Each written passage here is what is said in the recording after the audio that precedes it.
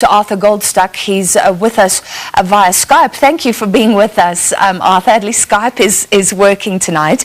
I mean, this is incredible. These tools have become so important for communication. So people around the world are flummoxed tonight.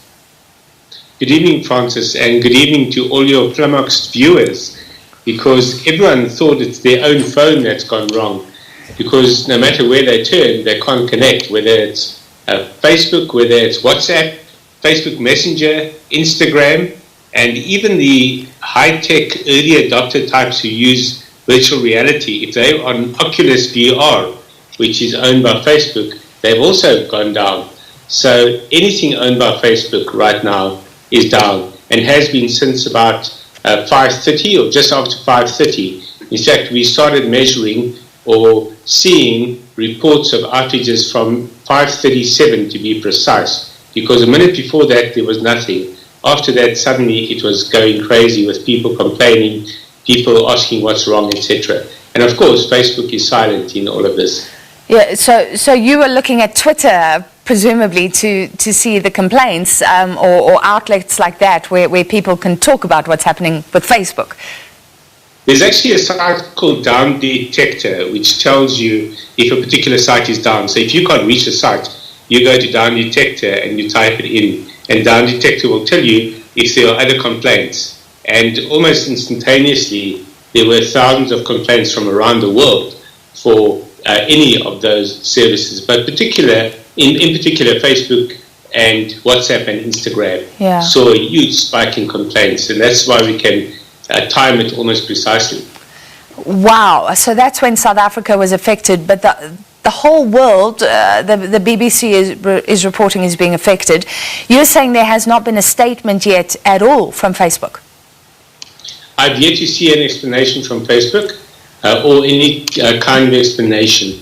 And often what they'll say is that eventually they'll say they're aware of the problem and they are investigating, and they let us know once they know what the issue is. And that is usually almost presented to the world, to their customers and to the media as being an adequate explanation. And of course it isn't. It's not telling people what went wrong or why it went wrong. So we're still waiting for word from them. We're still waiting for them to even tweet. Although I don't think they'll tweet. That's going to be a bit embarrassing that Twitter is up and all of their services are down. Yeah. But presumably, I mean, they could do it the old-fashioned way and just speak to media outlets around the world who then report online. Would that be the best way? You'd think, but right now, Facebook has a very fractious relationship with the media after last week's revelations in the Wall Street Journal about how they had known about the effect of Instagram, in particular on teenagers' mental health, and they had been planning to launch a service for kids called Instagram for Kids, and after that backlash they cancelled the launch of Instagram for Kids. So right now they are running shy of the media. So this couldn't have come at the worst time for them. So this is a potentially another potential huge PR nightmare for Facebook.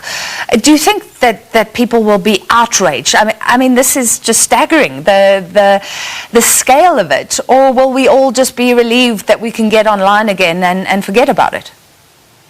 No, the outrage is palpable, especially if you look at comment on other social networks, in particular Twitter.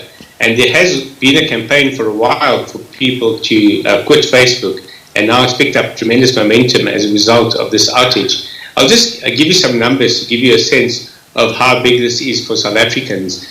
In our recent study called the South African Social Media Landscape that we conducted with a company called Onico, we found that of South Africans aged between 16 and 64 who use the internet, something like 94% are using WhatsApp, just over 93%, and something like 84% are using Facebook.